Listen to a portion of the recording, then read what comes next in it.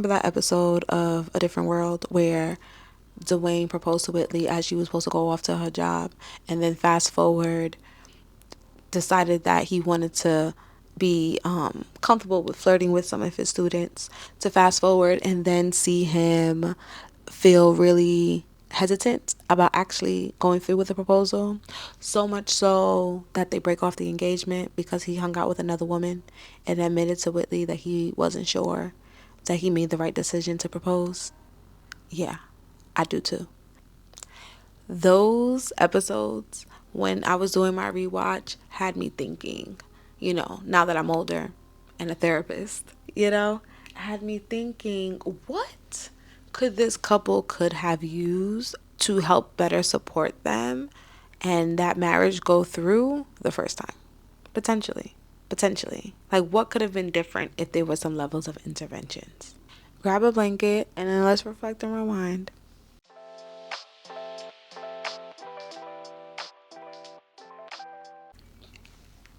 I would like to think that during that first go around, the episode where Dwayne asked Whitley to marry him as she was going off, in my mind, I feel it seemed like, because they obviously went into the next season, it seemed like she could have dropped that job that in the next couple of months, days, or whatever, and decided to stay. And it felt like when you string that episode along with the episode when they break up the engagement, that it was an impulse ask, right? It seemed like even during, let's say if I met them during the engagement phase, right? And I would go back to ask them, how did they meet? How did they meet? What is their love story and all the things? And what made him propose is a question I love to ask in therapy. What made you propose? How did you know this person was the one, right? And in that, he would almost have to admit that it was an impulse because she was going to leave. I'm sorry, passengers only. Whitley! Marry me! Well, I think in my mind, I would have asked, was he really ready? Like, what does ready look like? How do you know you're actually ready for a decision like that? Or was that to keep her, right? And what would have happened if she decided to leave and you guys actually, and you trusted the fact that you guys had strong enough communication that if it was too hard, you would renegotiate the terms and maybe she would have went back. Or maybe you moved to her. But you almost kind of, by doing such an impromptu kind of, I don't want to use this word because it's not a good one, but almost like rob her of her future and robbed you guys actually knowing what you guys are made of in order to make this relationship work. You didn't think you guys were strong enough, and that's why you had her stay. I would have to assume. And in that, I would have to challenge some of that thought. Fine, great. While they were in that engagement piece, in them telling me their love story, we would have also noted that sometimes Whitley can play games. Sometimes Whitley can be a little jealous. We can also say even during that engagement phase, sometimes her anxiety gets the best of her. And based off her family of origin stuff that we know, she also struggles with like perfectionism. If I'm not mistaken, she's also an only child. So she's an only child. There's a people pleaser where she wants to do what's right for her parents. She always wants them to like be comfortable and okay, and she's kind of like the fixer between her and the dad, and how managing family for her is anxiety inducing. And a skill that would have to be learned or could be learned is one, her noting that she's not part of that family dynamic like that anymore, like her family origin. She's leaning in how to lean more into her family of creation. That's like one. Two, how to manage anxiety and identify the things that do belong to her versus the things that don't. And for Dwayne, how can he best support her and maybe remind her or practicing some grounding activities with her, if possible, for her to recognize and recenter so that anxiety's not like drifting her off somewhere, right? Like, is he able to notice when she gets like that? And does he have an idea of the things that he can do to best support her, right? And then for him, we're seeing this certain level of, oh, yeah, we're seeing a certain level of doubt, right? So with him, with the doubt that he's having, and know what's so interesting too? She she was gonna go to New York, and he's from New York. So yeah, granted, New York was far, but his family was there. Right, in my mind, they didn't have to even land on him even going, but I can see him going there more often than not, and there be something in it for him, to some extent, to consider, him changing his job. Like, why does she have to change hers in order to keep the relationship going versus him also changing, potentially even changing his dynamic. Now, we wouldn't get the show that we got, and that's fine. But what I am also saying is that I'm not sure if they like opted for all of their optics. So then when we get to this engagement part, we're noticing that he's having like these doubts, right? And he's feeling like she's nagging, and he's questioning, he's liking attention from other women, and just very things that doesn't feel like someone who was ready for a relationship, one as serious as the one that he proposed he was ready for, like start to backtrack and act out. And for that, I would have him really go through, one, why did he propose to this woman? Two, what did he think marriage was going to be? What do you think marriage should be? And then what would it look like if he was to just end the relationship due to the fact that he had doubts, in an honest way, versus him getting this woman involved, right? Then this woman is involved. Let's say we met them afterwards, right? This woman is involved, and the question would still be, like, how do you reset? Like, how do you expect her to go forward to trust you with something when the truth is you guys were dating officially for a year, and then proposed and was engaged for about 4 months, which is still, I mean, it's not the quickest engagement, but it's still fairly quick. And you drop the ball so big just within those first 4 months. How are you expecting her to trust you again? How are you expecting to rebuild a certain level of trust? And I would say is that it seems like maybe Dwayne doesn't know what it is to actually express himself fully. Like, it seemed like he needed space. It seemed like he was feeling smothered in the relationship, therefore he was disengaged from the engagement. My question to them is, like, did you have to get engaged that quickly? Like, I mean, did you have to plan for the wedding that quickly? Like, could there have been more time between engagement and the wedding that could have sufficed? I don't know, right? But that is a question I would have, so that he would have a little bit, maybe potentially more breathing room to sort out whatever he's feeling, not going out with other women or enjoying whatever, but just have more room to feel like the decision that he made was sound, and everything is not this quick rush down to the altar, right? It seemed like Dwayne needed more time, and he wasn't comfortable with stating the time that he needed, right? Which is a communication breakdown. We've also seen him in the past. We've also seen him sometimes between the older episodes, right before they got engaged, and even now in this episode when they did get engaged.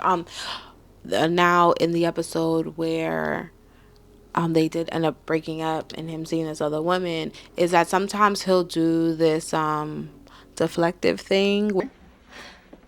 I had to wear this lovely ensemble somewhere. You only take me to Burger Hut. Wow, is it nag time already, Whitley? Where he'll be like, "Oh, Whitley, you're nagging," or "You're doing too much," or some comment to that degree. And because my question would be, as their therapist, like, is she nagging, or is she saying something that you don't want to address? Like, is there a difference? Because nagging has such a negative connotation to it. It also makes generally speaking, usually when someone says that, it's like the person said something that's worth dismissing, right? And in you dismissing it, what's usually the reaction that you usually get from your partner on the back end? I could imagine it be more. Yes, you're right. More nagging. I can imagine that, right? So it's not going to be dismissed just because you keep on saying that. So at what point do you guys actively have a conversation to, one, increase communication to where it's actually thorough and we actually know exactly what's going on with each other, for better, for worse? And two, one thing I did notice that Whitley was also asking was a certain level of connection with Dwayne. She feels like they don't hang out. He doesn't really do much with her, whatever the case may be. How can we create balance within that thing, right? And then three, her managing her anxieties in it, because that's very overwhelming for him. It's doing the most, which is adding to him feeling suffocated. And then four, maybe readjusting the wedding and the marriage and kind of relieving some of the pressure that they're both feeling from making her essentially saying yes and him even asking so soon. And then I would also ask her, five, are you okay with you not doing the career the way that you thought you were going to do it? Like, really flesh that out, because there's a part of me that wants to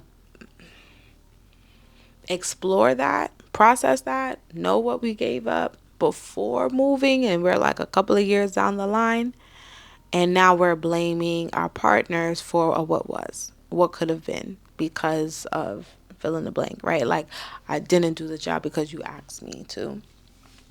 And you would always wonder what if, right? So is that something that you really wanted? What is the real gain? Say if this thing didn't work out, and not saying that it shouldn't, but what if stuff, because life does happen, are you comfortable with the decision that you made around leaving your job, and that job, you leaving the job solely isn't for a relationship, but also because you saw benefit in it as well? You know, like, I would flush that out just so we can potentially mitigate some problems later on down the line. Um, yeah. And because they didn't have any of those discussions, like none, not even a little bit of those discussions, they end up ending their engagement. Period. They ended up ending their engagement because they simply just didn't have the tools. They did not have the tools for communication. They did not have the tools to ask for connection. They did not have the tools to express feeling overwhelmed and suffocated and know what to do with that, and feeling anxious about family dynamics and knowing what to do with that, and knowing how to show up for each other. Like, they just truly did not know. And I would say if this couple was to go to a premarital counseling of some sort, that they would have been better off for it and gotten more tools for it. And that initial breakup did not have to happen. I would say that they may have been able to stake it out. Now, granted, we wouldn't get on that beautiful, dramatic, baby please scene, but they could have been together. They could have worked it out. We didn't even need to bring poor Byron into the chat, you know, because unfortunately, even for Byron, he ends up getting left at the altar, and that is sad. Because people did not need to get hurt along the way because these two couldn't figure it out, or they weren't mature enough to figure it out. And to be fair, they were young, early 20s, and this is also the 90s, so technology is not technologying like it is now, but the questions still apply. The level of guidance, the level of reflection still applies. Like, therapy could have still helped this couple to get them to that altar that first time around, and not them necessarily having to run that thing again, because the feelings were always there. The foundation of true friendship was always there for them.